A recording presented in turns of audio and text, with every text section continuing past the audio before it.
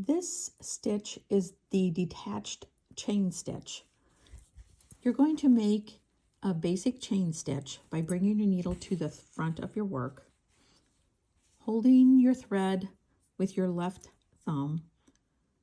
You take your needle down where the emerging thread is, trying to avoid splitting the thread or hitting your knot in the back.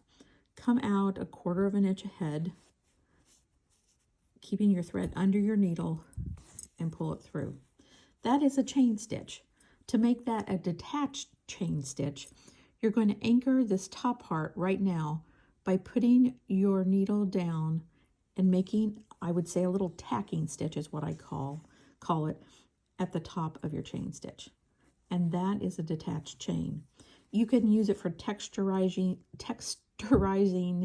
an area on your project. It's also a lazy daisy stitch, which I will show you that with it just a second. And again, you're going to make a regular chain stitch coming up, put your needle back down where that thread is emerging, 1/4 of an inch ahead, keeping your thread under your needle, pull it through. That's a chain stitch.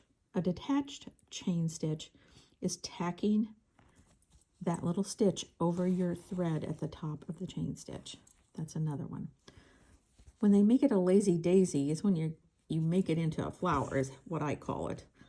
So you do your detached chain stitches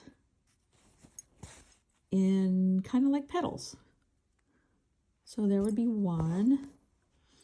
I'd come back to the middle and I'd make another chain stitch, detached chain stitch, I should say, here,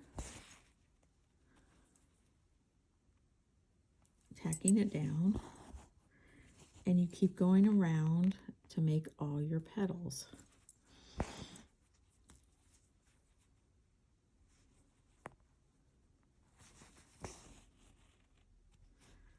And you're forming a little flower. And then you could put a center French knot in there or something. So that is how you make a lazy daisy.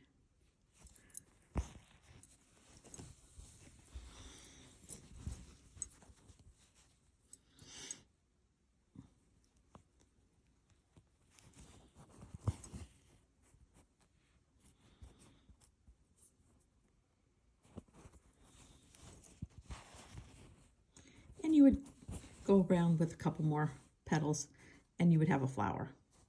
So that is the detached chain stitch in a couple ways, and a lazy daisy stitch. Have fun.